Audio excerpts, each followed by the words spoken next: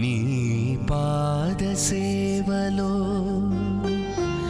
నిరతం దాసులమై వెలిగే వరమే స్వామి ప్రసాదించు. ఇది కథ కాదు జీవితం. నేను నీతో ఉండను, నేను నీతో సంసారం చేయను, నా బతుకు నేను చూసుకుంటా, మీ అక్క వాళ్ళతో నువ్వు కలిసేసి నన్ను చంపేస్తావు. ఇక వాళ్ళ మమ్మీకి నాకు నొల్లి వచ్చింది, కట్నం చేపటికి నొల్లి వచ్చింది సార్. తర్వాత ఇక ఆమెకు నాకు కొట్లాట వచ్చి ఆమె నన్ను బయటకు నూకేసింది సార్. ఈయన పోయిన 2 రోజులకు నాకు డైవర్స్ నోటీస్ ఎల్బీ నగర్ నుంచి పంపించింది సార్. ఏమనంటే మా ఆడపిల్ల పుట్టింది నాకు వద్దు, మా అమ్మ వద్దంటుంది, మా అక్కలు వద్దంటుండు. నువ్వు మీ డాడీని చూసావా, మాట్లాడావా? మాట్లాడలే. ఎందుకనమ్మా? మాట్లాడలే.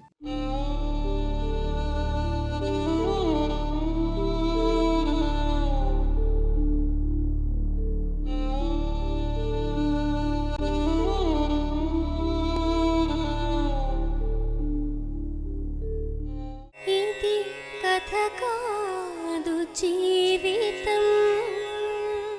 ఈయన డ్యూటీకి వెళ్ళిపోయాడు సార్. ఈయన డ్యూటీలో ఇంట్లో కోట్ల పనిచేస్తాడు అటెండర్గా. మళ్ళీ రిటైర్మెంట్ అయ్యిండు, మళ్ళీ టెంపరీగా మళ్ళీ తీసుకున్నారు. తెలుసా నీకు గొడవ? సార్ వీళ్ళు ఏమంటారు, కొట్టినా అని, మా అక్క కొట్టినా అని ఇప్పుడు కూడా అదే మాట. నువ్వు చూడలే కానీ తర్వాత ఏమైందో నాకు తెలుసు. పోలీస్ స్టేషన్ నేను రావడం జరిగింది. మా అక్క పక్కకు ఇంకో ఆమె ఉంటుంది, ఒక నేబర్, ఆమెను కొట్టి, ఈమె నా ముందు కొట్టింది సార్, వంగబెట్టి గుద్దడం. నేను కళ్ళాడ చూసి ఆమెను వంగబెట్టి కొట్టడం నా కళ్ళ ముందు జరిగితే నేను ఈమెకు బెదిరించి, ఏం రౌడీ లెక్క రోడ్డు మీదకి వచ్చి ఫైట్ చేస్తున్నావు ఇంట్లోకి అని చెప్పి నేను ఈమెకు చెప్పి పంపించడం జరిగింది సార్. పోలీస్ స్టేషన్లో కేసు పెట్టింది వీళ్ళు, తర్వాత పోలీస్ వాళ్ళు పిలిచిరు సార్. ఎన్ని ఉన్నా ఎన్ని అనకపోయినా నా నోట్తో నేను చూసిన సార్. రీసెంట్ కూడా తన నోరు అంత గలీజ్ నోరు లేదు సార్. నోటికి ఎంత వస్తే అంత వాగుతుంది. అత్త మామ, అక్క ఆడపడుచు అన్న తేడా లేదు. నోటికి ఎంత వస్తే అంత గలీజ్గా అంటే గలీజ్గా మాట్లాడతారు సార్. నాన్న నువ్వు ఆమెను కొట్టావా? నువ్వు 3 నెలల బారంతా నేను కొడతాను సార్. ఆమె వచ్చి నన్ను కొట్టిందా? నేను వాళ్ళు చూస్తుంటుంటే కొడుతుంటే కూడా శబ్దం చేస్తలేడు సార్. ఈయన నువ్వు కొట్లా ఆమెని? నేనేం కొట్టలేదు సార్. అంటే నీ 3 అబద్ధం చెప్తున్నాడు. అన్ని అబద్ధాలు సార్. చూశాడటమ్మా నువ్వు కొట్టడం? నేను కొట్టలే, ఆమె నన్ను కొట్టింది సార్. ఈమెద్దరు కలిసి ఈమెను కొడుతున్నప్పుడు పోయినా ఈమె ఆ సపోర్టింగ్ క్యారెక్టర్ కొట్టినప్పుడు మిక్కలేదు అప్పుడు లేదు. అప్పుడు అది వేరే జరిగిందా మళ్ళీ? అవును. ఎప్పుడు సార్? అది ఎప్పుడు జరిగింది? ఆమెను కొట్టుకోవడం హాస్పిటల్ తీసుకోతుంటా సార్. అది అప్పుడు వాడు అక్కలేదు. అక్క ఉంది, అక్కనే కొట్టిపించింది.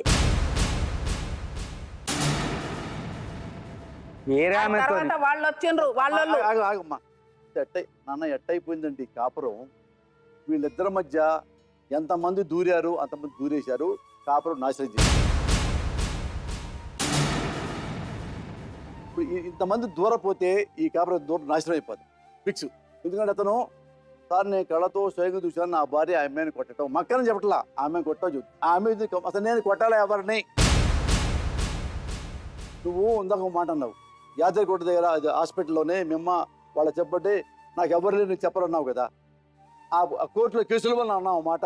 అప్పటికి కోర్టులో కేసులు పెట్టలేదు సార్. అప్పటికి ఒకటేసారి పోలీస్ స్టేషన్ వెళ్ళొచ్చిన. నువ్వు ఎందుకన్నావు మా అమ్మ నా వద్దని? ఒప్పంద పత్రం రాసుకున్నారు కదా సార్. ఇది వాళ్ళతో నువ్వు కలవద్దు, వాళ్ళు మా ఇంటికి రావద్దు, మేము వాళ్ళ ఇంటికి వద్దు. అలాగా కాపురమని రాసుకున్నాం అంతే. మీ అమ్మతో మాట్లాడద్దు, మీ అక్కలతో మాట్లాడదు అని అన్ని ఏం లేదు. అలాగే కాపురం ఎందుకు పెట్టాలనుకున్నావు? నేను ఏం కష్టం చేస్తలేదు సార్. వీడు అమ్మ ఏమన్నది, వస్తే పని చేస్తాడనా? దగ్గరికి వస్తే పని చేస్తాడు. ఇద్దరు ఎక్కడైనా పని చేసుకున్నాను బయటకు నూకేసింది సార్ వీళ్ళ అమ్మ. ఇతని మీద ప్రేమతో, అంతేగాని వాళ్ళమ్మ నాకు అక్కతో కోపమేన కాదు, కోపం కాదు. అలాగా వెళ్ళిపోయినా కూడా కష్టం చేయలేదు సార్ ఆయన. అడుగుదాం మిమ్మల్ని, ఏమో బాబు ఒకసారి రమ్మను అమ్మగారిని, ఆమెతో నేను మాట్లాడతామ్మా వినండి. కారు పైసలు నేను 2,75,000 నేను ఇచ్చాను. నీ దగ్గరుండి కట్టిపించాను, అతని చేతికి నీ డబ్బులు ఇచ్చాను. లక్షణాలు ఇచ్చాడని చెప్పాడు నాకు. అబద్ధం మాటలు, పచ్చబద్ధం ఆడతాడు, ఒట్టు కూడా వేసిండు అంతే కదా? కాళ్ళ మీద. పచ్చబద్ధం ఆడతాడు. లక్షణాలు అన్నాడు, నువ్వు 2,70,000 అంటున్నావు. 2,75,000 నేను ఇచ్చిన. అంటే అది పోతాపోయింది, చచ్చిపోయే ఒట్టు నువ్వు డబ్బు కోసం అన్నట్టు. ఇక డబ్బు కోసం నువ్వు ఒట్టు తింటావా? నా సొంతంగా నేను బ్యాంకులకు వెళ్ళి డబ్బులు తెచ్చి తక్కువ పడితే 22 తులాల బంగారం గిరిపెట్టి జాగాలో గిరిపెట్టి పైసలు ఇప్పించిన. నేను 2,75,000 చేతికి ఇచ్చిన. 2,75,000 నీ కట్నం ఇచ్చిన. కాదు నాన్న, ఈ 2,70,000 కాబట్టి 2,70,000 కట్టం ఇచ్చావు. కట్నం ఇచ్చిన మొత్తం 5,40,000 ఇచ్చావు. ఇది నువ్వు కారుకి ఇచ్చింది 2,70,000 2,75,000 క్యాష్ ఎవరి చేతికి ఇచ్చావు? ఈయన చేతికి ఇచ్చిన. అడగండి ఒక్కసారే ఇచ్చావా? ఒకటేసారి కట్టి అప్పుడే బండి తీసుకొని వచ్చినాం. సరే నువ్వు ఇట్రా, అడు నుంచో, అన్నయ్య నుంచో. ఇదిగో ఒట్టే చెప్పు, నేను నా మనమరాలు మీద నా బిడ్డ మీద ఒట్టు పెట్టి చెప్తున్నా కదా, నీకు 2,75,000 ఇవ్వకపోతే నీకు బండి రాకపోయి నీ ముఖానికి నేను చెప్తున్నా. ఒట్టేసావు కదా, దాన్ని కూర్చో, నాన్న కొద్దుతా గొడవద్దు. నీకేం తక్కువ, నీకేం గతి ఉండేనా నీకు? ఇవాళ నా పిల్ల మీద ఒట్టు తినమంటావు.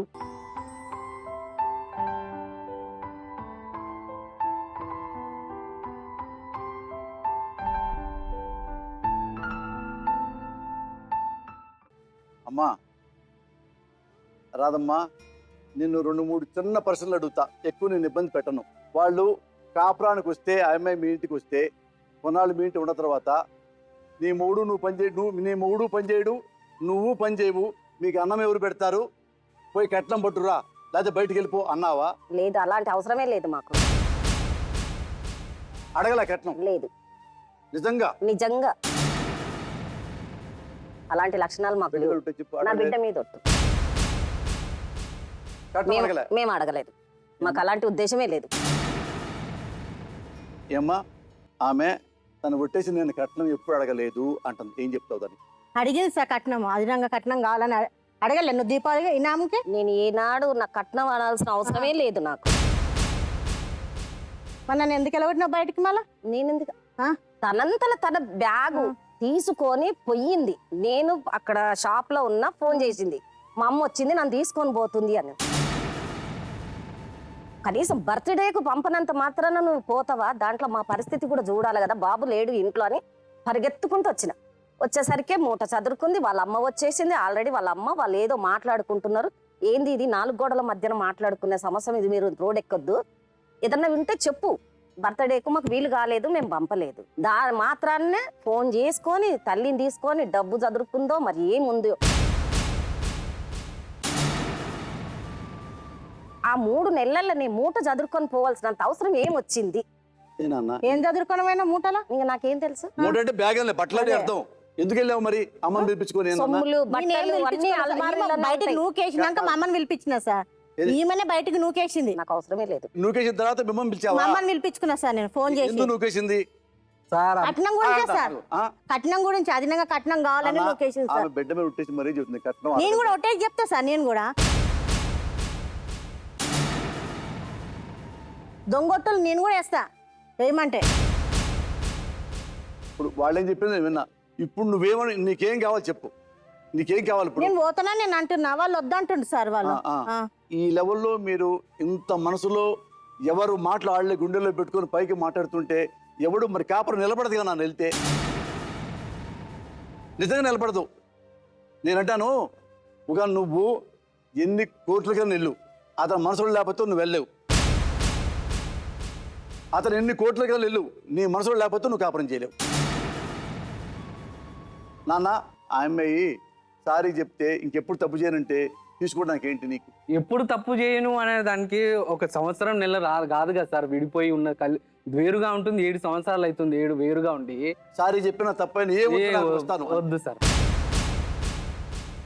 అది నా నిర్ణయంలో. మరి ఈ బిడ్డ మరి ఎవరికి కావాలి? ఈ బిడ్డ ఇప్పుడు పోలీస్ స్టేషన్ లో 498 కేసు ముందు బిడ్డ పరిస్థితి ఏందని పోలీస్ వాళ్ళు కూడా అడిగారు. ఆడపిల్లను పంచుకోవడానికి రెడీ అని ఆ రోజు మాట అన్నా, ఈ రోజు అంటున్నా. కాదన్నా, ఇప్పుడు ఈ పిల్ల ఉంది నాన్న, మీ ఇద్దరు వద్దనుకున్న తర్వాత ఈ అమ్మని ఏం చేయాలి, ఏం చేయాలి ఆ బిడ్డని? ఎటు వెళ్ళాలి ఆ బిడ్డ? నాకు ఇచ్చేయండి, నేను తీసుకెళ్తా. ఏం చేసా అత్త? ఆగు. నలుగురు పిల్లల్ని సాదిన, దీన్ని ఒక్కదాన్ని నేను సాదలేనా? ఏనా నీ పరిస్థితి ఏంటి? నేను ఇయ్యాను సార్, నేను ఎందుకు ఇస్తాను ఆమెకి? మీకు నచ్చితే ఆమెగా నేను 9 నెలలు నేను రా సార్. మోసినా, ఆమెను రా మోసినా సార్. మీరు మాట్లాడు నచ్చితే మీరు నచ్చితే నరసమ్మ, చేయండి సార్. విన్నా అదే ఒక్క నిమిషం. ఆమె మోసిందా నేను మోసిందా 9 నెలలు? నీ బిడ్డ నీకే కావాలి, అదే నీ బిడ్డ నీకే కావాలి. అంతే సార్. ఇద్దరు నేను ఒకటి అనుకున్నా, ఇద్దరు చాలా గౌరవం గల కుటుంబాలే. ఎక్కడొచ్చినా దురదృష్టం మీ మధ్యలో శనిలాగా దాపరించి మీ ఇద్దరి మధ్య ఏదో జరిగిందమ్మా. అది చెప్పలేకపోతున్నా, కానీ బిడ్డను చూస్తే నాకు కూడా కన్నీళ్ళు వస్తున్నాయి. ఎందుకంటే పిల్ల ఏమీ తెలియని పిల్ల, ఎంత అందంగా ఉందండి చూడండి, ఎంత బాగుందో ఆ పిల్ల. నాకు మా మమ్మీ కావాలి. రెండు అందండి, డాడీ ఇష్టం అంటే డాడీ ఇష్టం అంది, మమ్మీ ఇష్టమా మమ్మీ ఇష్టం, ఇద్దరు కావాలా ఇద్దరు కావాలన్న. నేనంటాను ఇద్దరు కావాలి పిల్లలు పాపం. అంటే వాళ్ళిద్దరుంటే ఈ పిల్ల ఆరోగ్యంగా పెరుగుద్ది. అనుష, నీకు డాడీ అంటే ఇష్టమా, బాగా ఇష్టమా? డాడీ కావాలా మమ్మీ కావాలా? మమ్మీ బాగా ఇష్టమా? వాళ్ళిద్దరు కలిసి ఉంటే బాగుంటుందా? నీకు అమ్మమ్మ తాత తెలుసా? నాయనమ్మ తెలుసా? నాయనమ్మని ఇప్పుడు చూపించలేదా? అదిగో నాయనమ్మ. నాయనమ్మకి షేక్ హ్యాండ్ ఇస్తావా? నాయనమ్మకి షేక్ హ్యాండ్ ఇవ్వు, నాయనమ్మకి షేక్ హ్యాండ్ ఇవ్వు. నాయనమ్మకి ముద్దు పెట్టు, ఏలుపైకి ఎక్కు. నాయనమ్మకి ముద్దు పెట్టు, ముద్దు పెట్టు. నాయనమ్మకి ముద్దు పెట్టు, ముద్దు పెడతారు కదా, అట పెట్టు. తెలీదా ముద్దంటే? ముద్దంటే తెలీదా? నాయనమ్మని హగ్ చేసుకో, నాయనమ్మని పట్టుకో. తెలీదా? తెలీదా పాపం? దాన్ని నాయనమ్మ తెలుసుగా నీకు. ఏమంటారు? అడుగుడు కేడమ్మకమ్మ ఏమంటారు?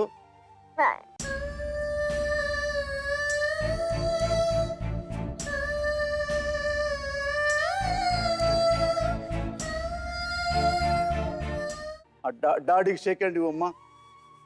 డాడీ షేక్ హ్యాండ్ ఇచ్చావా? చూడు డాడీ అంక చూడు, డాడీ అని పిలు. డాడీ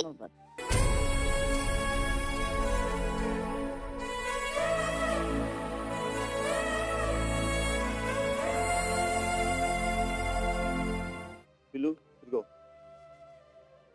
తాతకి షేక్ హ్యాండ్ ఇవ్వు.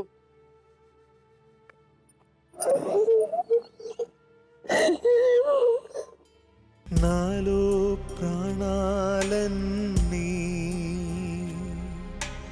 నీవే నాన్నా, నిన్నే నిత్యం నాలోనే చూస్తున్నాను.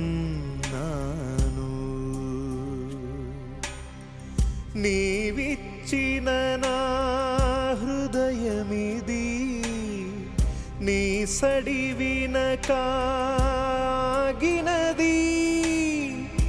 డాక్టర్ గారు, లాయర్ గారు, ప్లీజ్ కమ్.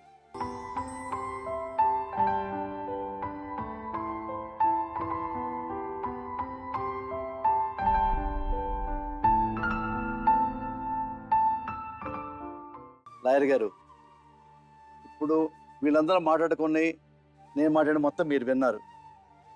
వీళ్ళిద్దరూ కలిస్తే బాగుంటుందా, విడిపోతే బాగుంటుందా, ఎవరు తప్ప ఎవరితో ఉప్పు అనేది మీరు చెప్తారు. ఓకే, ముఖ్యంగా నాకు వీళ్ళు విడుతారా కలుస్తారా అది పక్కన పెట్టండి. విడిసినా కలిసిపోయినా ఆ బిడ్డ పరిస్థితి ఏంటి? డాక్టర్ గారు మీరు అడిగి తలా చెప్పండి. సార్, ఎంత కాదనుకున్నా కూడా సార్, ఎలాగైతే మీరు ఈ కథ మొదలవుతున్నప్పుడే పాపను తీసుకొచ్చి ఆ స్థానంలో కూర్చోబెట్టారో, ఆ చంటి దాని మీద మీరు ఎలాగైతే ప్రేమ చూపెట్టారో, ఇప్పుడు వచ్చేటటువంటి ప్రశ్న అంతా కూడా ఆ ప్రేమ చుట్టూరు. అంటే ఎవరు మీరు చూపెట్టినటువంటి ప్రేమ, లేదంటే సమాజం అందరూ కూడా ఆ అమ్మాయిని చూస్తే కనుక గుండె కరిగిపోయేటటువంటి ఇది అవుతుంది సార్. సో అంత ప్రేమ వీళ్ళిద్దరూ కలిసి ఉంటే ఇవ్వగలరా, లేదా విడిపోతే ఇవ్వగలరా అనేటటువంటి దాన్ని బట్టే ఇక్కడ నిలబడి ఉంటుంది సార్. ఎందుకంటే ఆ పాప నాన్న అని ఒకసారి ఇల్లు అన్నమ్మ డాడీ అని ఒక మాట అనగానే ఆ అమ్మాయి మనసులో ఎటువంటి భావం కదలిక వచ్చిందో మనకు తెలియదు, కానీ కన్నీళ్ళు బొట్లు అయితే కారిని ఫస్ట్ టైం వచ్చింది ఆమె ఇక్కడ ఏడ్చింది. ముద్దు పెట్టుకోమా అంటే కనుక ఇంకొక 2 కన్నీటి బొట్లు తెలియదండి ముద్దండి పాప మా పిల్లకి. తెలియదు ఎవ్వరు ముద్దు చేయాలి ఆ పిల్లనండి. సార్. కొట్టుకునే గొడవలో పడ్డారు. సో అంటే ఏంటంటే ఇక్కడ మన పంతాలు, మన కోపాలు, మన హావభావాల మధ్యన ఆ పిల్ల చంటి మనసులో, ఆ పిల్ల మనసులో ఏమనుకుంటుంది, ఎటువంటి భావం ఉన్నది అనేటటువంటి మినిమం విశ్లేషణ అన్నది మనందరం కోల్పోయామో అని బాధగా ఉందాం. ఇందాకటి నుంచి సార్ అడుగుతున్నారు, నిన్ను అడుగుతున్నారమ్మ నవనీత, అలాగే బాలరాజుని కూడా అడుగుతున్నారు, ఏంటయ్యా కారణం ఏంటి, కారణం ఏంటన్నది. కారణం వెతుకులాటలోనే మేము ఇక్కడికి వచ్చామండి అని అంటున్నారు. అసలు వాస్తవానికి కారణాలు ఉన్నాయా అంటే నా సమాధానం కారణాలు లేవు. వాస్తవం ఏంటంటే కనుక విడిపోవటానికి కలిగినటువంటి పెద్ద అంశాలు కానీ పెద్ద కారణాలు మాత్రం ఇక్కడ లేవు. ఆ అమ్మాయికి తల్లి దగ్గర నుంచి కానీ తండ్రి దగ్గర నుంచి కానీ దూరంగా ఉండటానికి ఎటువంటి కారణం రేపొద్దున అమ్మాయి పెద్ద అయ్యాక మీరు చూపెడతారు. అంటే మొదటి నుంచి ఎలా ఉంది అంటే సార్, ఈ పెళ్ళి ఒక గట్టి పునాది మీద లేదు సార్. మీ ఇద్దరిలో లోపించినటువంటి ఓపిక, ఓర్పు, సహనం. ఎక్కడికక్కడ ఒక యుద్ధాన్ని మీరు ప్రకటిస్తున్నారే కానీ అవతల మనిషిని అర్థం చేసుకునేటటువంటి ఆలోచన శైలి ఈ రోజు కాదు కదా. ఫ్లాష్ బ్యాక్లోకి వెళ్ళి 7 సంవత్సరాల క్రితం చూసినా కూడా ఇదే విధంగా మీరు ఉండుంటారు. సర్దుకుని దిద్దుకునేటటువంటి ప్రయత్నం ఆవగింజంత కూడా ఎక్కడా చేయకపోవటం వల్ల ఈరోజు ఏ కారణం లేకుండా విడిపోతున్నారు. ఏ కారణం చూపెట్టకుండానే ఆ అమ్మాయికి తల్లి తండ్రి లేకుండా ఆ అమ్మాయిని మీ ఇద్దరు దూరం అయిపోతున్నారు. రేపొద్దున మిమ్మల్ని కలిసి పంపించినా కూడా ఈ వేడి, ఈ విషయం ఎలా చల్లారుతుంది అనేటటువంటి ఆలోచన లేకుండా ఈరోజు మిమ్మల్ని ఇద్దరిని ఇక్కడ కలిపి పంపిస్తే కనుక ఈ అమ్మాయి జీవితం నాశనం అయిపోద్ది అనేది నా ఒక అభిప్రాయం. దానికి కావాల్సింది ఏంటంటే చాలా ప్రధానమైనటువంటి ముఖ్యమైనటువంటి అంశం ఏంటంటే కాంప్రమైజ్. నాకు దేవుడు ఇంతే రాసి పెట్టాడు కాబట్టి నేను ఇలాగే అడ్జస్ట్ అవుతాను అని మీరు అనుకోవటం, కానీ నాకు దేవుడు ఇలాగే రాసి పెట్టాడని అతను అనుకుంటా. అంటే చాలా మెట్లు కిందకి దిగి వచ్చేయాలి కాంప్రమైజ్ అంటే. కానీ అంత ఆలోచన శైలి, అంత తెలివితేటలు మీకు ఉన్నాయా అనేటటువంటిది మీ విచక్షణకి నేను వదిలేస్తున్నాను. ఇందాక సార్ ఒక ప్రశ్న అడిగారు, నీ భర్తను నువ్వు ప్రేమిస్తున్నావా అని అడిగారు. చాలా మంచి ప్రశ్న. ఎందుకంటే ఎవరన్నా ఏమనుకుంటారమ్మా, 7 సంవత్సరాల పాటు ప్రేమ అన్నది ఎంతో చిన్న బీజం అన్నది ఉంటుంది కదా. వాస్తవానికి ఇక్కడ ప్రేమ అనేటటువంటి పదానికి అసలు వాల్యూయే లేదమ్మా, నేను చెప్తున్నా. ఎందుకంటే ఏదో మాట వరుసకు నువ్వు ప్రేమిస్తున్నాను అని అన్నావు, కానీ ఎక్కడుంటుందమ్మా ప్రేమ? దొంగతనంగా అడిగట్టి జైల్లో 4 రోజుల్లో ఇంకో రోజు కూర్చోపెట్టి 10 సార్లు పోలీస్ స్టేషన్కి తిప్పి ఇన్ని కేసులు పెట్టిన తర్వాత అతనికి నీ మీద ప్రేమ ఎక్కడుంటుంది, నీకు అతని మీద ప్రేమ ఎక్కడుంటుంది? సో ప్రేమ అనేటటువంటి పదాన్ని పక్కన పెట్టండి అనేది నా సైకలాజికల్ విశ్లేషణ. నాకు ఒకటైతే అనిపించింది సార్, బాలరాజు చాలా మనస్తాపం చెందాడు సార్. అంటే చెంచలగూడు జైల్లో పెట్టడము, 4 రోజుల పాటు పెట్టడము, అర్ధరాత్రి అనక అపరాత్రి పోలీసులు తలుపు తట్టి ఇంటికి పట్టుకెళ్ళటం, అతనితో పాటు కుటుంబ సభ్యులంతా నానా నరకం అనుభవించటము. ఆ మనిషిలో ఏంటంటే అన్నీ నశించిపోయినాయి. అంటే ప్రేమిద్దాము, ఆప్యాయత ఇద్దాము, నా కూతురు, అయ్యో నా కూతురు భవిష్యత్తు ఏంటి, అటువంటి ప్రేమ, మమకారం, ఆప్యాయత అనేటటువంటి పదాలు కంప్లీట్గా అతని మైండ్లో తీసేసుకుని ఒక కసి కోపం పెంచుకున్నాడు. ఈ అమ్మాయి ఏ ఉద్దేశంతో వచ్చింది, ఏ ఉద్దేశంతో వెళ్ళిపోతుంది, ఎందుకు నన్ను ఇంత రాచి రంపాలు పెడుతుంది, ఎందుకు కేసులు పెడుతుంది, ఎందుకు అనేటటువంటి ప్రశ్నలు అడుగుతూనే ఉన్నాడు. ఆ అమ్మాయి కూడా అలాగే అతని గురించి ప్రశ్నలు అడుగుతూనే ఉంది. ఈ లోపల ఏంటంటే చుట్టుపక్కల ఉండేటటువంటి వాళ్ళందరూ, పెద్దలు, పోలీసులు, కోర్టులు, వ్యవహారాలు, పోలీస్ స్టేషన్లో అందరూ దూరిపోయారు. ఒక బలమైనటువంటి దృక్పథంతో వచ్చాడు. మొదటి నుంచి ఇప్పటి వరకు ఒకే మాట, సార్ నేను నిర్ణయానికి వచ్చేసాను సార్, నాకు ఈ అమ్మాయి వద్దు. నేను బాలరాజుని అడిగేటటువంటిది ఒకటే ప్రశ్న, నువ్వు అంత కఠినమైనటువంటి నిర్ణయానికి వస్తే కనుక ఈ అమ్మాయి 2 సార్లు ఎందుకు గర్భవతి అయ్యింది, ఒకసారి అబార్షన్ ఎందుకు అయింది, ఈ చంటి దాన్ని ఎందుకు కన్నారు? ఇది పాయింట్ నెంబర్ 1. పాయింట్ నెంబర్ 2 ఏంటంటే, కారు కొనటానికి అంటే నువ్వు స్థిరపడటానికి డబ్బులు తీసుకోవటం ఎందుకు? అంటే ఇవన్నీ తీసుకోరా, మా మామగారు అల్లుడి తీసుకోరా అంటే కనుక ఖచ్చితంగా తీసుకోవచ్చు. ఎప్పుడు ఆప్యాయత, ప్రేమ, బంధాలు, అనుబంధాలు ఆ స్థాయిలో ఉన్నప్పుడు తీసుకోవచ్చు. ఒక దృక్పథంతో, ఒక ఆలోచన శైలితో ఈ అమ్మాయి నాది కాదు అనుకునేటటువంటి భావం నీకుంటే కనుక ఎటువంటి హెల్ప్ వాళ్ళ దగ్గర తీసుకోకుండా ఉండాలి. నవనీత సార్, ఒకటి చిన్న మాట చెప్తాను నేను. అంటే నాకేమనిపిస్తుంది అంటే నవనీత, అంటే నేను ఇందాక చెప్పినట్టుగా ఏంటంటేనమ్మా, తల్లిదండ్రుల యొక్క మంచి ప్రేమ ఆప్యాయతల మధ్య నువ్వు పెరిగావు, కానీ దానికి ఏదైతే ట్రాన్స్ఫర్మేషన్ కావాలో, అంటే ఏదైతే మార్పు కావాలో ఇక్కడికి వచ్చేటప్పటికి వాళ్ళు కావాల్సింది నువ్వు చేయాలి అనేటటువంటి పరిస్థితి ఇక్కడికి వచ్చింది. ఆ ట్రాన్స్ఫర్మేషన్ ఏదైతే ఉందో ఆ మార్పు నీలో రాలేదమ్మా. నువ్వు ప్రశ్నించడం మొదలుపెట్టావు. ఎందుకు ఇలా అడుగుతున్నారు, ఎందుకు ఇలా చూస్తున్నారు, ఎందుకు ఇలా మాట్లాడుతున్నారు, ఎందుకు ఇలా వేలెత్తి చూపెట్టారు అని ప్రశ్నించడం మొదలుపెట్టావు. దాంట్లోంచి ఇందాక సార్ అన్నారు కదా, ఇంత కోపం ఏంటమ్మా అన్నారు కదా, అంటే ఫైర్. ఆ ఫైర్ అనేది ఎందుకు వస్తుందంటే కనుక ఎక్కువ ప్రశ్నించేసి ఆ ప్రశ్నలకి సమాధానాలు దొరకనప్పుడు ఆ కోపం అన్నది ఆ విధంగా వస్తూ ఉంటుంది. వాళ్ళే, వీళ్ళే, వాళ్ళు అలాగే ఉంటారు, వీళ్ళు ఇలాగే ఉంటారు. మారవలసింది ఎవరు? నువ్వు. ఏ విధంగా మారాలి? ఓపిక, ఓర్పు. దానికి మించినటువంటిది ఏంటి? సమయం విల్ హీల్ ఎవ్రీథింగ్. సమయం అనే టైం ఏదైతే ఉందో అన్ని సమస్యల్ని దూరం పెట్టేస్తుంది. ఇంకొకటి ఏంటంటే, నువ్వు చేసినటువంటి పెద్ద తప్పు ఏంటంటే, ఏదైతే ప్రేమ నీకు ఆటోమేటిక్గా లభించలేదో, ఏదైతే ప్రేమను నువ్వు ఆశించి భర్త దగ్గర నుంచి వస్తుందని అనుకోలేదో, అది 2 అస్త్రాల ద్వారా, 2 వెపన్స్ ద్వారా నువ్వు అది సాధించేటటువంటి ప్రయత్నం చేసావు. ఒకటి భయం, రెండోది అవమానం. నేను ఎప్పుడు సైకలాజికల్గా చెప్తాను, ఈ 2 వల్ల ప్రేమ దగ్గరికి రావటం కాదు కదా, ప్రేమ దూరం అయిపోతుంది, శత్రుత్వం, భేదాలు పెరుగుతాయి. భయపెట్టావు, అవమానించావు. ఇప్పుడు ఆ మనిషి మొహంలో కనిపించేది ఏంటి? అవమానం. ఇప్పటికీ కూడా నా అభిప్రాయం ఏంటంటే సార్, కలిసి ఉంటే కలదు సుఖం అంటే కనుక ఖచ్చితంగా మన జట్కా బండి మీద కలిసే పంపిస్తాం సార్, అందులో there is no doubt about it. కానీ ఏంటంటే ఇందాక నేను చెప్పినట్టుగా అకారణంగా ఇన్ని విద్వేషాలు, ఆవేశాలు, వీళ్ళిద్దరు ఇంత భేదాలు పెంచుకున్న తర్వాత ఆ కారణం నిర్మూలించేటటువంటి ప్రయత్నం మనం చేసినా కూడా అందులో విఫలం అవుతామేమో.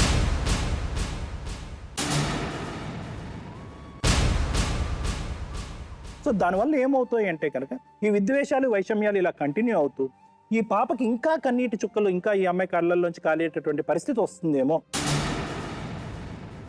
దాని బదులు మనము ఇది ఏదో విధంగా ఒక విధంగా సెటిల్ చేసేసి ఆ అమ్మాయికి ఒక సెక్యూరిటీ ఇచ్చి ఆ ఇంట్లో రేపొద్దున ఫ్యూచర్లో ఇటువంటి టాపిక్ డిస్కషన్ లేకుండా, అంటే 7 సంవత్సరాల పాటు ఈ అమ్మాయి ఎన్ని వినుంటుంది, 5-6 సంవత్సరాల పాటు ఇదే టాపిక్ వినుంటుంది. ఇటువంటి పరిస్థితి లేకుండా చేస్తే కనుక భవిష్యత్తు రానున్న రోజుల్లో ఆ చంటిది సంతోషంగా ఉంటుందేమో అన్నది నా అభిప్రాయం. సార్ చెప్పింది విన్నారుగా. మీరు ఈ యుద్ధం 7 సంవత్సరాల క్రితమే స్టార్ట్ అయింది. 7 సంవత్సరాల నుంచి నిరంతరంగా మేడం 7 కావాలి 6 సంవత్సరాలు 2010లో ఒక ఫస్ట్ నోటీస్ అనేది వచ్చింది. 2010, ఇది 2007. అంటే దగ్గర 7 సంవత్సరాల నుంచి ఈ యుద్ధం అనేది ఒకరికొకరు ప్రకటించుకుంటూనే ఉన్నారు. సార్ ఇది ఇందాక నువ్వు ఒక మాట చెప్పావమ్మా, డైమండ్ తీసుకెళ్ళిపోయాడు అని. అది కాదు, ఆ ఫస్ట్ నోటీస్ 2010లో నా భార్య నాకు కావాలి అని చెప్తూ ఇంట్లో తను నగలు అది పెట్టుకుని వెళ్ళిపోయింది అని చెప్పారు. ఈ నోటీస్లో మాత్రం రాసి ఉంచారు. కనుక మీరు అదేదైనా ఒక మిస్అండర్స్టాండ్ చేసుకున్నారేమో అమ్మ. దొంగతనం అనేది లేదు ఇందులో. డైమండ్ అనేది అసలు అంతకంటే కూడా మాట లేదు. కాకపోతే మిమ్మల్ని రమ్మని చెప్పి ఆ మాట అన్నారు. సరే ఇక్కడ ఏమైపోయిందంటేనండి, ఫస్ట్ ఒక ఆడపిల్లకి ఏమనుకుంటారంటే, భర్త పెళ్ళైన తర్వాత నాకు ఒక్కడికే నా భర్త సొంతం. నాకు భర్త ఎలా వచ్చాడు అంటే పైనుంచి ఎగిరిపడ్డాలి అంతే తప్ప అత్తగారు కానీ మామగారు కానీ ఎవరు ఉండక్కర్లేదు, నాకు ఉండకూడదు అనే ఒక దృక్పథంతో ఉన్న ఆడవాళ్ళకి ఫస్ట్ వాళ్ళు గెలిచినా కూడా లాస్ట్కి ఏంటంటే వేరింటి కాపురం పెట్టించాలి అక్కర్లేదు అని అనుకున్న ఆడపిల్లలకి ఎవరికైనా కూడా లాస్ట్కి వచ్చే ఆన్సర్ ఇదేనండి. రీసెంట్గా కూడా సుప్రీంకోర్టు ఏమనిందంటే, ఎప్పుడైతే కూడా భర్తని వేరు కాపురం పెడతారా, లేకపోతే వేరు కాపురం పెడితేనే నీతో కాపురం చేస్తాను అంటే అది క్రుయాలిటీ కిందకు వస్తుంది. దానికి డైవర్స్కి కూడా ఒక మంచి పాయింట్ అని అంటున్నారు. ఒకటమ్మా, అతన్ని మేము సైడ్ ఇస్తున్నామని అనుకోకండి. నేను నా తల్లిదండ్రులతో కలవను, నేను నీతోటే ఉంటాను అని ఆయన అబ్బాయి రాసినప్పుడు ఎంత మానసిక క్షోభ అనుభవించింటాడు అబ్బాయి. కానీ నువ్వేమనుకున్నావు, నేను గెలిచిపోయాను, నేను కాపురం చేస్తాను అని అనుకున్నావు. కానీ అదేనమ్మా నీ కాపురంలో ఫస్ట్ చిచ్చు. ఆడవాళ్ళు ఎలా ఫీల్ అవుతారో మగవాళ్ళు కూడా అలానే ఫీల్ అవుతారమ్మా. కేవలం మీసాలు ప్యాంట్లు వేసుకున్నంత మాత్రాన వాళ్ళకి వేరే ఆలోచనలు అంటూ ఉండవమ్మా.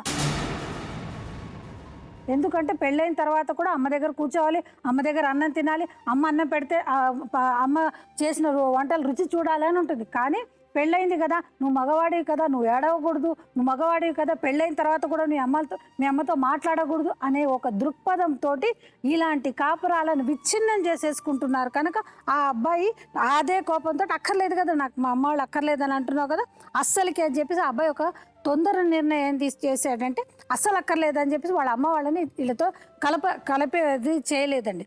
చేయకుండా కానీ ఆ అబ్బాయి ఒక చిన్న పొరపాటు మాత్రం మళ్ళీ ఇంకోసారి ఏం చేశాడు, మరి ఎవరిచ్చిన ఈ రాంగ్ లీగల్ అడ్వైజ్ తెలియదండి. మళ్ళీ 2011లో ఒకసారి డైవర్స్ అనేది వేసేసాడు. ఆ డైవర్స్ అనేది వేసేసిన తర్వాత ఈ అమ్మాయి ఏం చేసింది, ఇమీడియట్గా మళ్ళీ 2012లో మెయింటెనెన్స్ అనేది ఈ అమ్మాయి వేసింది. ఇంకొకటి అన్నిటికంటే ఆశ్చర్యకరమైన విషయం ఏంటంటే, ఇప్పుడు నా భర్త కావాలండి, నేను కలిసి ఉంటానండి అని ఒక మాట అంటున్నావు కదమ్మా.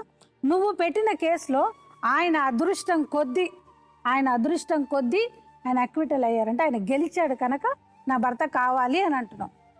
అదే నువ్వు వేసిన కేసు 498 కేసులో ఆయన జైలుకి వెళ్తే నువ్వు జైలుకి వెళ్ళి కాపురం చేసేదానివే. ఆయన గెలిచాడు కనుక ఇప్పుడు నాకు భర్త కావాలని మాట్లాడుతున్నాడు. ఆయన ఏమంటున్నాడంటే, సార్ ఇది ఏంటంటే 498 కేసు అనేది చాలా IPS సెక్షన్లో చాలా డేంజరస్ కేసు, దాన్ని అతనితో పాటు వాళ్ళ ఫ్యామిలీ మెంబర్స్ ఎప్పుడైతే ఉన్నారో అప్పుడే నీ కాపురం విడిపోయిందనే మేము చెప్పేస్తాం. నాకు మెయింటెనెన్స్ కావాలని నేను కోర్టుకు వెళ్ళిన దాన్ని, అదే నాకు భర్త కావాలని కోర్టుకు ఎందుకు వెళ్ళాలి? నీకు అక్కర్లేదు భర్త, నీకు అక్కర్లేదు కనుక నువ్వు డిసైడ్ అయిపోయావు. నాకు అక్కర్లేదు భర్త, నేను వాళ్ళని కేసు వేసేసాను, నేను దూరంగా ఉంటున్నానని చెప్పేసి నేను. సార్ ఇక్కడ ఇంకొకటి మీరు ఒక మాట అన్నారు సార్, భార్య భర్త విడిపోయినప్పుడు మరి పిల్లల సంగతి ఏంటి సార్? సుప్రీంకోర్టు ఏమంటుందంటే, పిల్లలు లేని భార్య భర్తలు అయితేనే మీకు డైవర్స్ అనే ఆప్షన్ని ఎంచుకోండి దయచేసి. పిల్లలు ఉన్నప్పుడు ఆ అధికారము ఆ అర్హత మీకు లేదు, డైవర్స్ అనే ఆలోచన మీరు చెయ్యకండి అని చెప్పి పదే చెప్తూనే ఉంటుంది. ఇంకొకటి మెయింటెనెన్స్ నేను ఇచ్చేస్తున్నాను అంటున్నారు. తండ్రి అన్నప్పుడు అలాంటప్పుడు మీ పట్ల రెస్పాన్సిబిలిటీ అనేది మీరు ఎటువంటిది నిర్వర్తించకపోవడం అనేది కూడా మీరు అది ఎంత తప్పు అనేది మీకు తెలియాలి కదా. డబ్బు ఒకటే ఇచ్చేసినంత మాత్రాన నా రెస్పాన్సిబిలిటీ అయిపోతుందని మీరు కూడా అనుకోవద్దు సార్. ఇప్పుడు ప్రస్తుతానికి ఇక్కడ డైవర్స్ కేసు ఇప్పుడు పెండింగ్లో ఉందండి. మెయింటెనెన్స్ కేసు ఆయన ప్రతి నెల కడుతున్నాడు, ఇప్పుడు స్టేజ్ సార్. సరే ఇవన్నీ పరిణామాలు చూస్తే ఏమవుతుందంటే, వీళ్ళు కలిసి ఉంటారా ఉండరా అనే దాని మీద సార్, వీళ్ళు కలిసి ఉన్నా సుఖంగా ఉండరు, విడిపోయినా సుఖంగా ఉండరు. కనుక ఎక్కడో అక్కడ స్టాప్ పెట్టాలి అంటే సార్, ఇవి కాంప్రమైజ్ అనేవే కోరుకోవాలి. ఇప్పుడు స్టేజ్లో కూడా అమ్మ ఇప్పుడైనా కూడా నువ్వు ఆలోచించాలి. ఇప్పుడు ఈ అమ్మాయికి ప్రూఫ్ లేదు కాబట్టి 480 కొట్టేశారండి. అవునండి. ఇప్పుడు ఆ అబ్బాయి డైవర్స్ అడగడానికి రీజన్స్ లేవు కదా, జడ్జి అడుగుతాడా రేపు? ఉంటాయి. ఎందుకంటే సార్, భార్య అన్న తర్వాత భర్త తోటి కలిసి కాపురం చెయ్యాలి. నాన్న అసలు అమ్మ విన్నారుగా మీరు, మీ ఒపీనియన్ ఏంటమ్మా? అప్పుడు నా చేతులు ఏం లేదు సార్, జారిపోయింది. నేను చెప్పిన మాటలు ఎవరు వినలేదు సార్. కాపురాలు నిలబెట్టాలని తల్లిని మళ్ళీ బ్రతిలాడిన. ఆమె తక్కువ నేను ఎక్కువ అని నా సంబంధం లేకుండా నా కొడుకుకు తెలియకుండా కూడా మాట్లాడినా. నా కూతురు అలాగే చేస్తుంది, నా కూతురు అలానే అంటది, నా కూతురు అలానే చేస్తుంది అంది. ఆ డిమాండ్ని బట్టే నేను అనుకున్నా, ఇక నీ ఇష్టం, అది నీ బిడ్డ కాపురం నీది. 2 సంవత్సరాలు కన్న తల్లి నన్ను చూడలేదు సార్. మీవేమన్నా సార్, అసలు నా బాధ నాకు తెలుసు. ఇది ఎవ్వరికి ఇవ్వని వీడుకోలు, ఇవి ఎక్కడా ఎన్నడూ జరగని అంపకాలు. దేవతా తరలిపో, తల్లిగా మిగిలిపో, వదలలేక గుండె రాయి చేసుకుని. చెప్పండి అన్న. ఆ కాన్పై వరకు వాళ్ళే బస్సులనే ఉన్నది, మా ఇంటికాడ ఏం లేదు. డెలివరీ తోలుకొచ్చుకున్నాం మేము అంతే, మా బస్సులు ఏం లేదు. ఇది అమ్మకం అడుగాను, అతన్ని అడగాను. నేను మా ఇంటికాడ పెట్టుకోలే నాన్న, ఎప్పుడైనా పోయి చూస్తుంటే. ఎవరు పెట్టుకున్నా కానీ 2 ఏళ్ళు అమ్మ దగ్గరికి వెళ్ళలేదు కదా. నీ కొడుకు అయినప్పుడు ఇక్కడ పెళ్ళని చూడాలి, అక్కడ చెల్లెని చూడాలి, ఇక్కడ తల్లిని చూడాలి, తెలివి మన దగ్గర ఉండాలి. భార్య చెప్తే ఈ రకం కావద్దు, మొగోడు కాదాడు సార్. మళ్ళీ రాయించినప్పుడు ఎందుకు వాళ్ళన్న మాటకే చెప్తా, మా ఇంటికి రాలేదు మా అక్క వాళ్ళు, ఏం లేదు, ఈమె ఆ టైంకి లేదు. ఏమంటారు రాఖీ పండుగ రోజు మా ఇద్దరు అక్కలు వచ్చి నాకు రాఖీ కట్టారు, ఇంటికి వచ్చి రూమ్కి వచ్చి. అదే వాళ్ళు రావడం. ఈమెకు తెలిసింది. అసలు వస్తే అదే మరి వచ్చిన వాళ్ళు నేను ఉన్నప్పుడు రావచ్చు కదా అని ఒక మాట మాట్లాడి అవి పక్కకు పెట్టేశారు. అసలు వాళ్ళు ఎందుకు వస్తారు, వాళ్ళు ఎవరు నా ఇంటికి రాని అని నోటికి వచ్చినట్టు ఆమె బూతులు తిట్టాల్సిన అవసరం అనవసరం మాట. పలకరిస్తే బూతు మాటలు తప్ప ఆమెకి ఇప్పుడు వచ్చిన సార్ మాటలు బూతు మీకు మాటలు లేని వాళ్ళు మాట్లాడారు సార్. నోటికి అయితే మీరే బూతు విన్నారు. మాట. నువ్వు నాన్న ఇప్పుడు మరి ఇలా ఉండు. ఆయన వద్దని ఆగమ్మా. ఆయన వద్దంటుండు కదా సార్, మరి నాదేందో నాకు చూపెట్టమని. ఆమె ఏముంటుంది అంత బలవంతంగా ఎందుకు సార్ మళ్ళీ? ఆగున్నప్పుడు అడుగుతుండవు. నాకు మాత్రం ఎందుకు, నీకు ఇష్టం లేకుండా నేనే కాపురం చేయగలను, మాదేదో మాకు పడి మేము వెళ్ళిపోతాం అంటున్నారు. సార్ ఇప్పుడు పడే అనేది అది ఏ విధంగా నేను చెప్పాలి అంటే దానికి ఒక క్యాల్కులేషన్ ఉంటుంది కదా సార్. అంటే వాళ్ళు ఇచ్చిన డబ్బులు ఉన్నాయి, కట్నం 2,70,000 ఇచ్చారు, కారుకి ఇంకో 2,70,000 ఇచ్చారు. వాళ్ళు చెప్పిన లెక్క 5 లక్షలు, నువ్వు చెప్పింది 1 లక్ష తగ్గించి 1,50,000 అన్నావు. ఈ 1,50,000 ఆ 2,70,000 4,20 కనపడుతున్నాయి కదా. ఎక్కడ సార్ ఒక కట్నం ఇచ్చారా నీకు? అది అది ఓకే కట్నం అవును. 2,70,000 275 2,70,000 కట్నం ఇచ్చారు. ఏమ్మా ఇచ్చారా రాదమ్మా? 2,70 ఇచ్చారు సార్. 2,70,000 కాదు తల్లి, ఏం మాట్లాడతారా? పచ్చి అబద్ధాలు. సరే నాయన, సరే అమ్మ 2,70,000 కట్నం ఇచ్చారు, అది పక్కన అవి ఇవ్వాలి. కారు తీసుకుని 1,50,000 ఉంటే చెప్పావు కదా. అవును సార్. ఆ 1,50,000 ఎంత అవుతాయి? 2 కలిపి 4.5 అయితే 4,20 4,5 అవుతాయి. ఇవి కాకుండా దగ్గర బంగారం తీసుకున్నాడా? తులం బంగారం పెట్టినాం కలగడుగుతప్పుడు. ఎవరికి పెట్టారు? ఆయన పెట్టినాం సార్. ఆయనక తులం బంగారం, ఇంకా అంతే, అవి పైసలు కట్టిమా. తులం బంగారం, ఆ డబ్బులు ఇచ్చిన డబ్బులు ఇవ్వాలా?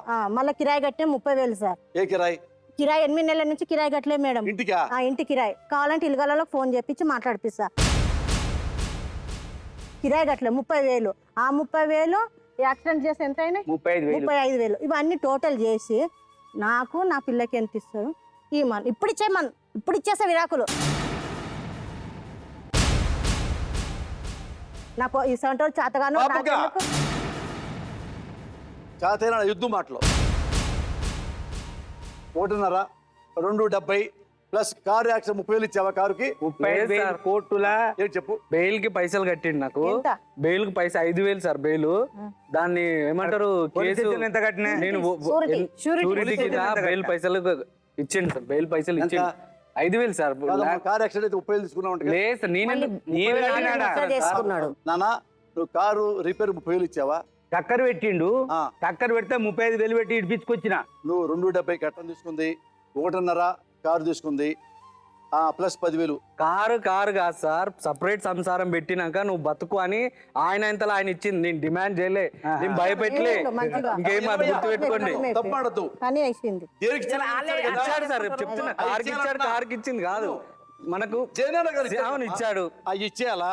ప్లస్ అవి వాళ్ళు ఇచ్చేటప్పుడు వాళ్ళకి ఇస్తున్నావు. మరి పిల్లకి ఏమి ఇస్తున్నావు? ఆమె బతకడానికి ఏమి ఇస్తున్నావు? నేను వాళ్ళు ఇచ్చిన డబ్బులతోని కోటలు మీటర్లు కట్టలేదు సార్. బాగుపరచడానికే వాళ్ళు ఇచ్చారు. బట్ నా టైం బ్యాడా లేకపోతే వాళ్ళు చేసిన తప్పులక నా జీవితం ఇప్పుడు ఈ పరిస్థితిలో ఉంది. సో ఈ పరిస్థితుల్లో నేను ఎంత ఇవ్వగలను అని చెప్పితే ఎవరు నమ్మే పరిస్థితి లేదు. ఎందుకంటే ఇప్పుడు మాటలకు ఎవరు నమ్మరు కదా సార్. నా పరిస్థితి ఏంది నిజమనో వాళ్ళకు తెలుసు. వాళ్ళని వాళ్ళ నోట్తో చెప్పండి, వీడు ఇంతే ఇవ్వగలుగుతాడని వాళ్ళ నోట్తోనే చెప్పిపోయింది ఒకసారి. నువ్వు ఆమె మీద ఉద్దరినప్పుడు వాళ్ళ మీద నిర్ణయకి వదిలేదు. ఆమె 50 లక్షలు అడుగుతుంది, ఇవ్వగలవు కదా. నువ్వు ఇవ్వాల్సిన 4,30 ఇచ్చేసాయి. ఆ బంగారం ఏమో కూడా పెట్టింది కాబట్టి దాని ఏం తగ్గుద్దో తులం మీరు పెట్టారు కాబట్టి ఆ డబ్బులు తగ్గించి ఇచ్చేయండి. అంతేగా? 2.5 తులాలు. 2.5 నువ్వు మీకు తులం పెట్టింది కదా, 1.5 వాళ్ళకి ఇచ్చేస్తే నీ 4,30 నీకు వస్తాయి. అది గుర్తుపెట్టుకో. ఈ కాకుండా మీ ఇద్దరికి అది ఏం ఎక్స్పెక్ట్ చేస్తారు? మెయింటెనెన్స్ డబ్బులా ఏంటి? మెయింటెనెన్స్ వద్దు సార్, డబ్బులు కావాలి. నెట్ క్యాష్ ఇచ్చేయమని ఇప్పుడు ఇక్కడ ఇచ్చేసా. డబ్బులు కాకుండా మొత్తం ఇక్కడ ఇచ్చేయమను. వాళ్ళ డబ్బులు వాళ్ళకి ఇచ్చేసి మెయింటెనెన్స్ కట్టమంటే కట్టేసుకుంటాను సార్. నెలకి ఇప్పుడు ఏదైతే మెయింటెనెన్స్ ఉందో అది కట్టుకుంటా. మరి ఎంత అంటారంటే ఎట్లా సార్? నా పరిస్థితి ఏంది? 4,30 ఇస్తాను ఒప్పుకున్నాడు కదా. కాదు సార్, 4,30 ఇస్తాను. కట్నమూ లేదని అంటాడు. కారు పైసలు తీసుకున్నాక కొన్న బిడ్డ మీద నువ్వు ఒప్పేసావు. నువ్వు ఒక మనిషి నువ్వు. ఈ గొడవ మాత్రం బాగుండదు.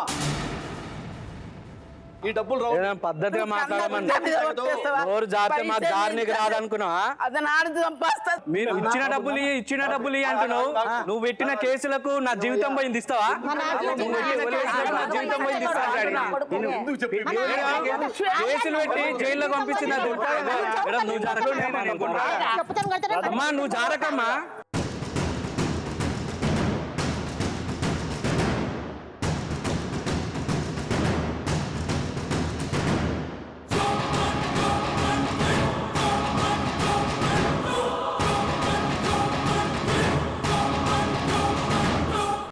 నాకు మరి నేను పోయిన జైళ్లకు నేను పుట్టిన కొట్లు అవ్వరు లాసు. ఆయన ఆడపిల్ల, ఆయన జీవితం లాస్ అన్న. మేడం నీ మొగోన్ని, నా జీవితం కేసు లాస్ గెలిచిన కాలేదు. మీరే అన్నారు. ఆర్తి. మరి 3 నెలలు మాట్లాడొద్దని చెప్పినా నేను.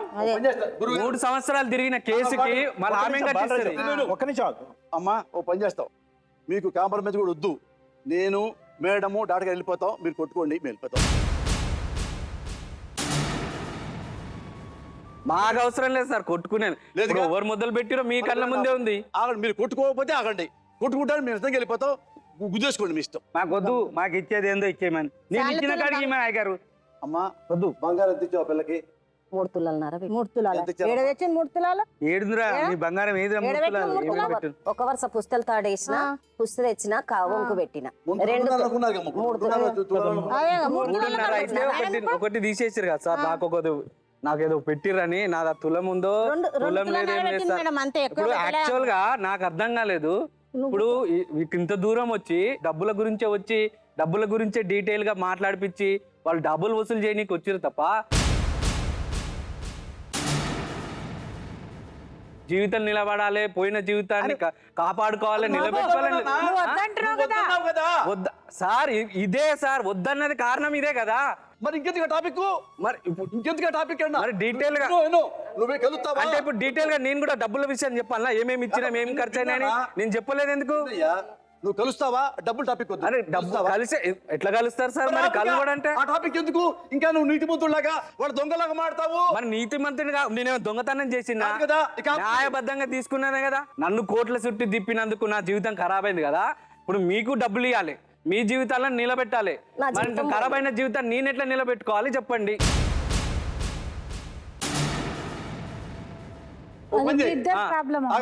మా జీవితాలన్నీ జీవితం నువ్వు నిలబెట్టుకోవాలి. నష్టపోయావు. అవును. నువ్వు ఆమె జీవితం నాశనం చేసిన దానికి ఏమిస్తావు? అవును, సంసారం చేద్దామనే కన్నా విడిపోవాలని ఎవరు చేసినా ఏంది? మీరు కోట్ల చుట్టి తిప్పి నన్ను కొట్టిపిచ్చి తిట్టిపిచ్చి నన్ను అవమానపరిచి నన్ను బాధపరిచినాక అయినా చేయాలన్నా? పాత గెలుకోవద్దంటున్నా నేను. ఎవరు గెలికిరు అంటున్నా? ఇద్దరు గెలుకుంటున్నారు. నేను గెలకలేదు సార్. నేను అంటాను 7 ఏళ్ళు కష్టపడ్డావు, 7 నిమిషాలు చిన్న మ్యాటర్ అయిపోయింది. ఇప్పుడు ఇది కాదు సార్, ఇది అయిపోయింది కదమ్మా. 4:30 వాళ్ళకి ఇస్తా అన్నావు, వాళ్ళు ఏంది బంగారం కాడ తేడా వచ్చింది. అది కూడా సెటిల్ అయిపోతే మీ మగ వాళ్ళు చూడరు కదా. అవును సార్, ఇప్పుడు ఇస్తానంత మాట ఎంత ఈజీయో దాన్ని ప్రాక్టికల్ గా వెళ్ళేసరికి ఎంత కష్టమవుతుందో మీకు తెలియదా? మరి అది మీరు కొంచెం ఆలోచించాలి కదా సార్. మొత్తం ఆలోచించకండి నా గురించి ఏం ఆలోచించకండి. ఇంతకాలం ఓర్పున్నావు. నువ్వు ఇచ్చిన 4:30 ఇస్తాను, అది ఓకే అయిపోయింది. పెద్దానికి ఇస్తున్నావు, మావి ఇచ్చిన ఇస్తున్నావు. ఇంకొంది బంగారం కాడ తులం అటు ఇటు చెప్తే నేను ఒప్పిస్తే అయిపోయింది కదా. ఈ కలవక్కర్లేదు కదా. ఇప్పుడున్న పొజిషన్ లో ఇప్పుడు మీరు అంటున్న 4:30 తర్వాత దీని ఏమంటారు 4,000 అది 4,500 నువ్వు వాళ్ళపై ఇచ్చిన పైసలు వాళ్ళకి ఇస్తున్నావు. మరి వీళ్ళ జీవితం ఏం నింపాలంటే మేడం మెయింటైన్ ఇస్తా అని చెప్పిన. కానీ ప్రాక్టికల్ గా అది ఎంతవరకు సాధ్యం అవుతుంది మీరు కూడా కొంచెం చెప్పండి. అంటే వన్ సైడ్ అంటే అదే నేనదే నువ్వు చెప్తావు కానీ ఏదో అన్నాను అన్న మాట ఎలా అవుతుందమ్మా? ఇప్పుడు దాకా నిజాయితీగా మాట్లావు. నువ్వు ఏం చేద్దాం అనుకున్నావు? ఇప్పుడు ఇంత మాటకుంది, అవి ఓకేనా కాదా? నోరు జారినో లేకపోతే నేను కావాలని అన్నానో అన్నాడు జరిగింది కదా సార్. 6 లక్షలు అయితే ఫైనల్ చేస్తాను. ఎందుకంటే ఇవి 6 లక్షలు కూడా తీరాలంటే నాకు 10 సంవత్సరాలు పడుతుంది. టోటల్ మెయింటెన్స్ ఇవ్వక నీకు మెయింటెన్స్ లైఫ్ లాంగ్ ఇవ్వలేడంట. మొత్తం 6 లక్షలు నీకు ఇవ్వగలడంట. మీకు ఇష్టమేనా? లేదు సార్. 10 లక్షలు ఇచ్చేయమని మేడం.